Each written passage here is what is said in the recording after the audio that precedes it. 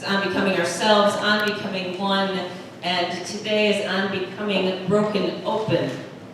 Next week we'll talk about on becoming older. Please come back. So, I'd like to read an excerpt from a book called Broken Open, How Difficult Times Can Help Us Grow. It's by Elizabeth Lesser. She is the co-founder of the Omega Institute, which is recognized internationally for its workshops and conferences in wellness, spirituality, creativity, and social change. Some people break open during difficult times. Let's try that again. Some people break during difficult times, and some people break open and lead us into better days. We love to idolize those people, the ones who leave breadcrumbs of hope and illumination for us to follow on the path through the dark woods. But we can be those people.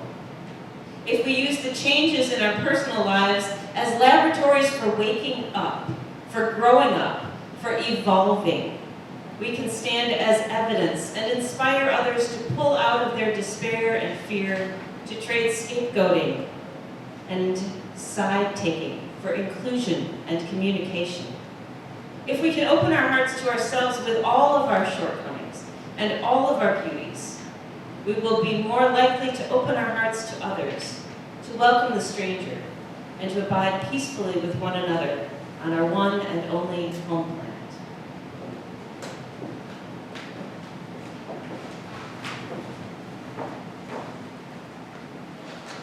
The scripture reading this morning is actually from an ancient Chinese text from the Tao Te Ching. No thing remains itself. Each prepares the path to its opposite. To be ready for wholeness, first be fragmented. To be ready for rightness, first be wronged. To be ready for fullness, first be empty. To be ready for renewal, first be worn out. To be ready for success, first fail. To be ready for doubt, first be certain. Because the wise observe the world through the great integrity, they know that they are not knowledgeable. Because they do not perceive only through their perceptions, they do not judge it as right and that wrong. Because they do not delight in boasting, they are appreciated. Because they do not announce their superiority, they are acclaimed. Because they never compete, no one can compete with them. Verily, fragmentation prepares the path to wholeness, the mother of all origins and realizations. Thank you, Scott. Will you pray with me?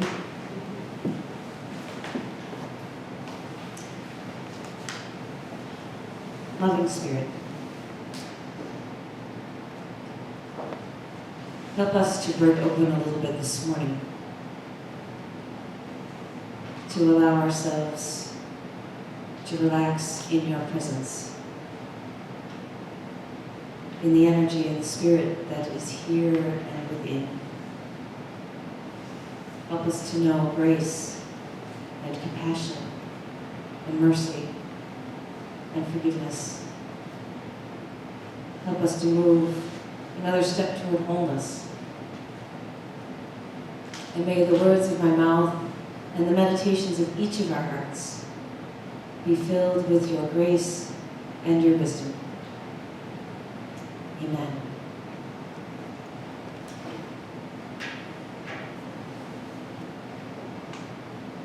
So perhaps you ask, why did we talk about this topic of breaking open? Because really it's not a lot of fun. And society kind of says, you shouldn't talk about this stuff. Really? You know, if you're hurting, it's, well, we don't want to see you cry. Don't let others see you cry. Be strong. Move on. It'll pass. Bury it. Bury it deep. Bury the shovel. Just pretend everything is fine in all capital letters. And yet truly the spiritual path is about wholeness that Scott talked about. And yet we're all broken. it's inevitable. There's no way, I don't think, to avoid breaking in this life.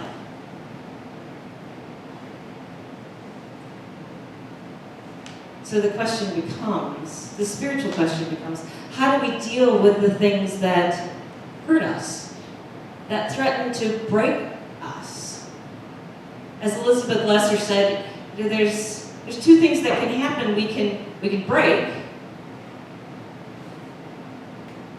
and we can end up bitter and negative and cynical and jaded, or closed off and angry, or shut down and isolated.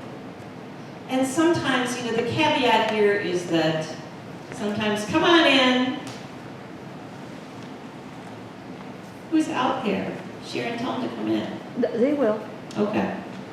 Working on it. It's probably 10 o'clock. It's okay. Good morning. No worries, Mary. Somebody out. You caught the best part. We're talking about breaking open. The caveat, the fine print is that sometimes we need therapeutic help. Sometimes we need medicine to help us get through stuff. Okay, so understand that that's always a possibility. But outside of that, the question is, how do we spiritually deal with the things that happen to us in life? So what does it mean to break open? If you had to guess, if you had to offer what sounds like to you, what does it mean to break open? Be receptive. To be receptive. Sure. What else? To be vulnerable. To allow yourself to be vulnerable. What else? Control? To give up control. Yeah. Anything else? Acknowledging. To acknowledge the brokenness? Yes. Yes. Diane? That was the same. Basically the same thing. And you're all, Chris, is that? Yeah, let go of the ego. Yes, so let go of your ego, absolutely. All of those things. It's about allowing yourself to honor the pain and the struggle, to not shut down in the face of it, to not shut others out. Because that's our first instinct, isn't it? If you're hurting, it's close up. It's hard sometimes to reach out and say, I need to talk, or I need a hug, or I need to just cry. Would you just hold me while I cry for a minute? And yet those are allowing yourself to be vulnerable, to acknowledge the grief and the pain, to sit with it and to work through it instead of letting it fester inside. It's about softening to life instead of hardening to life. So what things break us open or break us? What are those hard things that, and we've all been broken. We all know people who've been broken. What are those things that get us? Abuse? Divorce? Being Yeah. fired. Whoa, that was too many at once. Death. Death, yes. Being fired from a job. Being fired from a job. Illness. Illness. Being betrayed. Being betrayed. Okay, so here's an interesting thought. I think that it's also possible for quote-unquote good things to break us open. What do those look like? Love. Love, When your child leaves home. when your child leaves home. They give to reach an emotional threshold, sing so low, bounce back up. Okay, so Chris says you hit an emotional low threshold. You have no, you sink so low that even when you go there, so often what happens is that it's like a trampoline, you just bounce back up. You're kind of like, when we're talking about maybe addicts or somebody who have to hit bottom an absolute bottom in order to start, not even that, just an emotional low in order. Like, for example, like a couple months ago, I visited my mom, and it was a very hard experience, and I felt literally broken. And I knew that I was broken, but I knew that I had to pick up the pieces. So the next day, I bounced back up, and I was like, it felt amazing. I mean, I was sad about the situation, but I accepted it. And I felt Okay, so there's the key piece. So for those of you on Zoom, Chris said that he visited his mom, and if you don't remember, she suffered a stroke not that long ago, and it's hard visiting because she's not in a great place. And so he felt very broken afterwards, but through sort of some acceptance, the next day he was able to sort of bounce back it from was that. actually music. Music. Yeah. Excellent. I listened to an hour of like really heavy, weird but heavy, angry music that because it Yes. took my sadness and it kind of turned it into anger, which gave me a more feeling of control.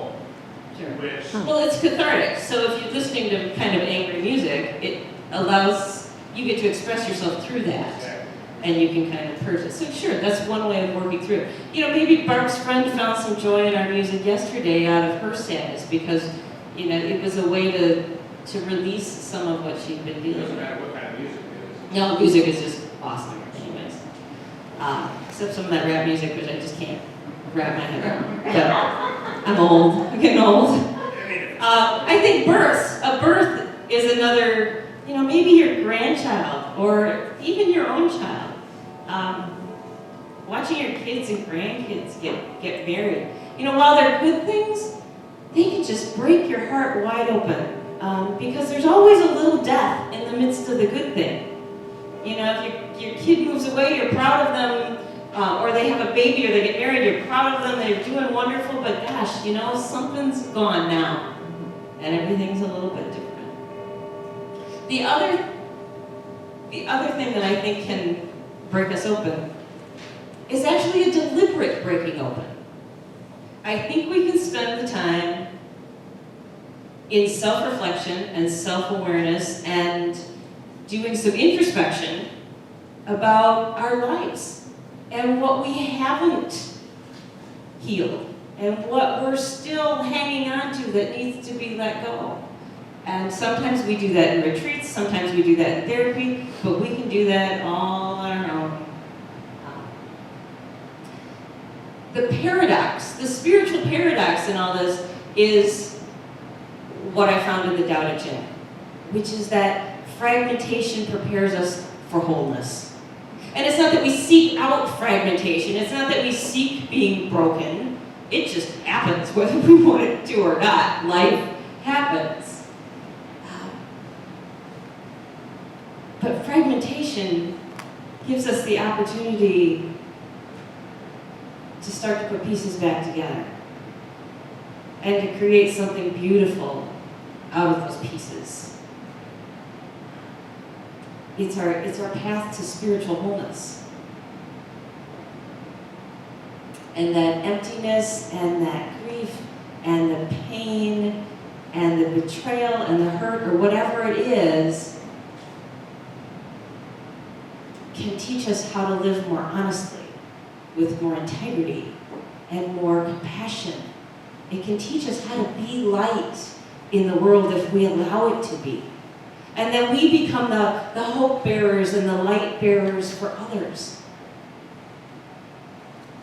So let me tell you a story. And perhaps you've heard this, but I haven't told it for a really long time, but it's an awesome story. So Rachel Raymond wrote Kitchen Table Wisdom, and she is a clinical psychologist for people with life-threatening illnesses. She said the angriest person she ever had come to see her was a young man who had, and I can never remember this illness, osteogenic sarcoma in his right leg.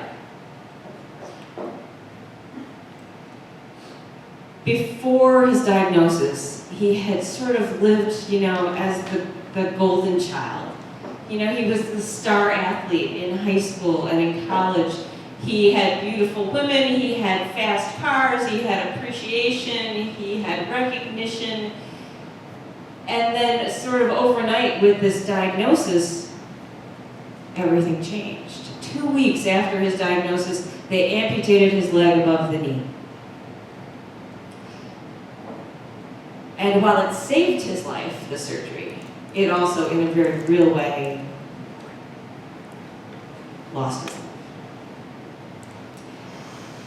And he didn't handle it well. He started drinking, he started doing drugs, he shut out his friends and his admirers. He got in one car accident after another.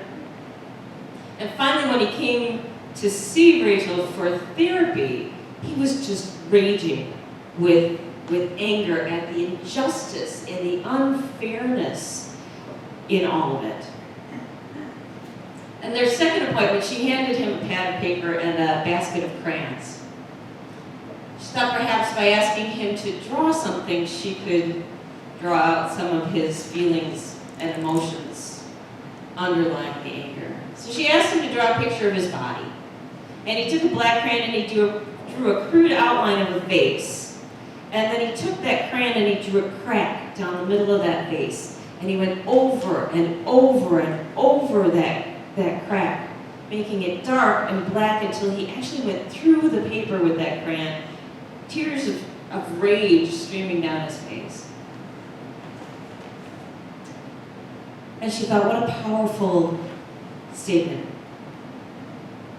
that was, a powerful way to express the pain and the hopelessness and the real rage that he felt about all of it.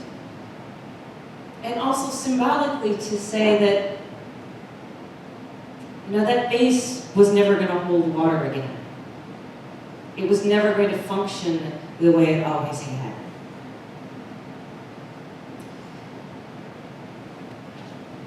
So a couple more sessions in, and she found that his inner rage started to sort of radiate outward. And he brought in magazine articles and newspaper articles of other young people who had suffered similar issues, similar loss, similar illnesses to him. And he raged about the doctors and how the doctors couldn't understand what they were going through and how people couldn't give them what they needed to help them.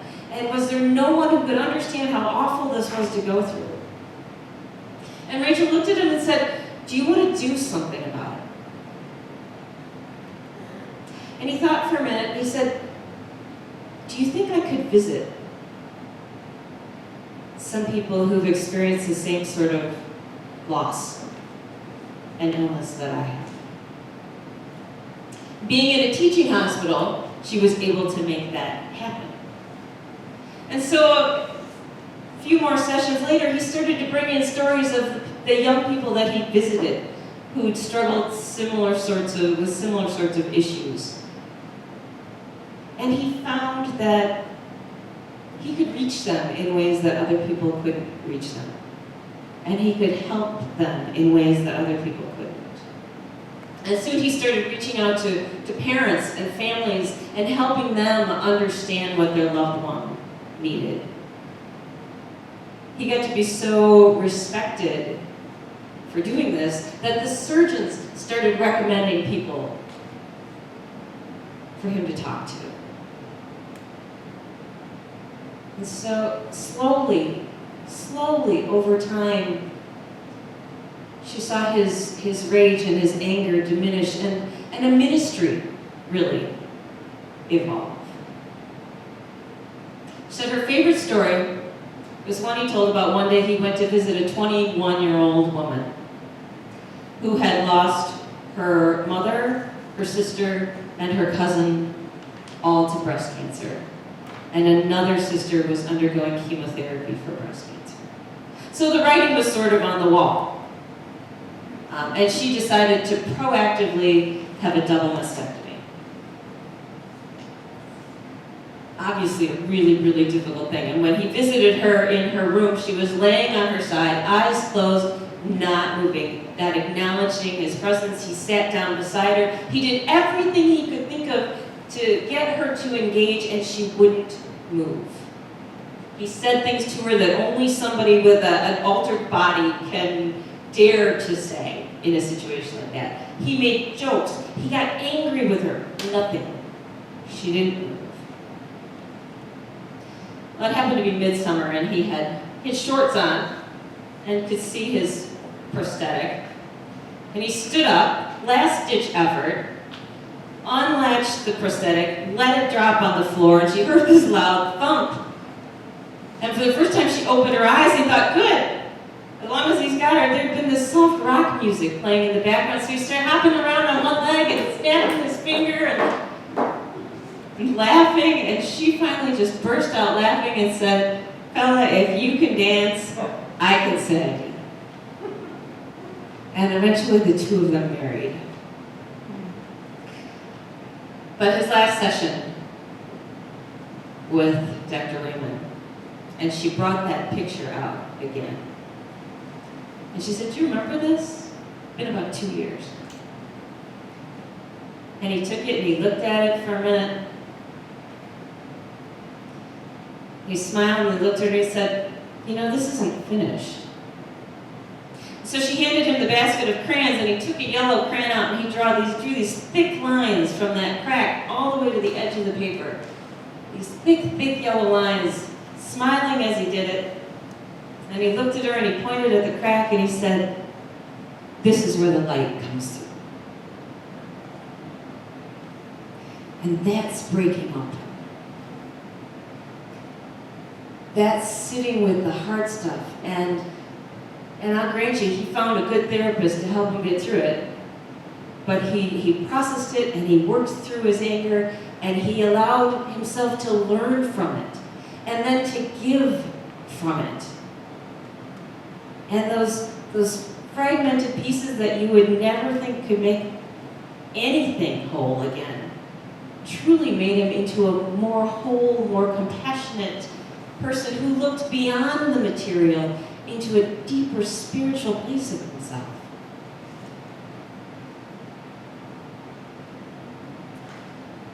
So one more story. It's a story Elizabeth Lesser tells in this book. It's about a woman named Judy. And Judy, too, had everything going for her. She had a great marriage. She had a beautiful house with lots of land and a barn and a horse. And she and her husband had thriving psychotherapy practices.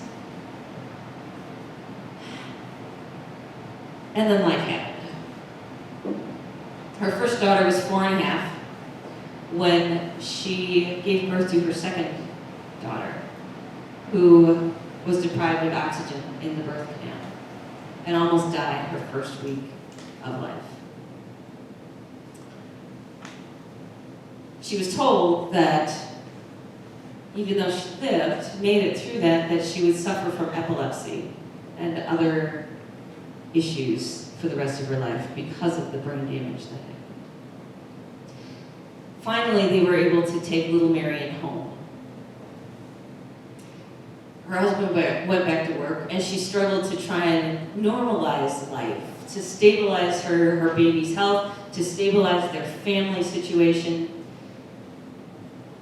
And then, just when they thought they were getting to a point of stabilization, a few months later, life happened again. And she woke up one morning and her legs were numb. And she felt horribly exhausted. Long story short, after months of testing and doctor's appointments, they finally diagnosed her with the same illness that her mother had been struggling with, which was multiple sclerosis. Over the next couple of years, she struggled to deal with all of her symptoms. She could often not stand or walk for more than 15 minutes at a time. Her energy level fluctuated greatly. Her immune system was shot. And she was dealing with a baby daughter whose episodes of epilepsy and seizures just continued to get more frequent, and a mother whose MS got worse and was nearing death. She said those years were torture. They were filled with fear and stress and hurt and sadness, and she said it was like going through a nightmare, like some horrible thing had taken over their family. And she said she raged against the world. But she said slowly, in the midst of it all, she sensed that a transformation was taking place. And eventually they could look back and they could see that two very real things had happened during that time. One was the sacrifice that was involved by everybody in that situation. And the other was the miracle of who they had all come to be because they had not backed away from the challenge. They hadn't run, they hadn't stuffed it, they hadn't hidden, they hadn't gotten a divorce. They pushed through it without denial. Let me be clear. And she said they learned two valuable lessons. The first one, she said, is as old as the hills, and it's something we've all heard multiple times. This too shall pass. She said everything changes and everything passes. Turns into something we would never have imagined it could possibly turn into. She said she learned how suffering only increases when she demanded of life that I do not deserve this. Why is this happening to me? You know, this should not be happening to me. The more you rail against it, the more. She said that was the first, or the second lesson was not to dwell on what should or should not be happening to me, but to get, as you said, to that place of acceptance. I just want to read a little bit of what she wrote. As you said, in the process of grappling with the fact that she had a debilitating illness for the rest of her life, and her daughter had a critical illness that she would deal with for the rest of her life, she realized that her only choice was to give up the life that had been, to make room for the life that is. She said, I call it my choiceless choice. Making that choice over and over again, to accept what is, to release what was, has become the major focusing agent for my spiritual work. And so I surrendered my MS and Marion's condition and all of my losses and fear and blame and guilt to the flames of what is. And in the ashes of what had been, I began to dig up my soul. In the ashes of what had been, I began to dig up my soul. Allowed herself to be broken open. To find in the fragments a wholeness of her soul that had gotten buried and lost for time.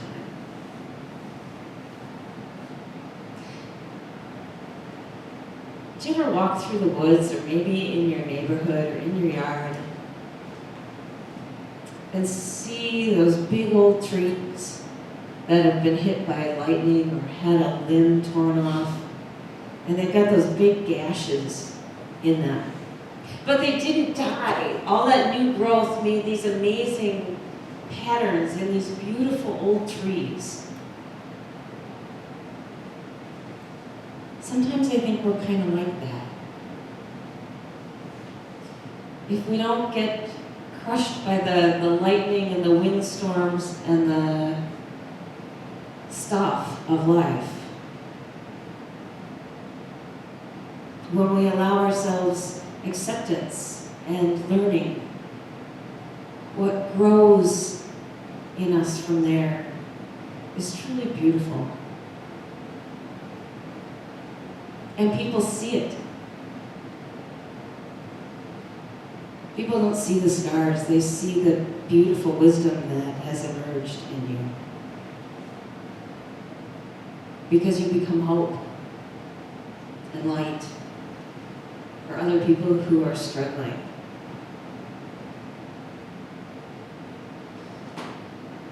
And so the lesson is to allow ourselves to be broken open.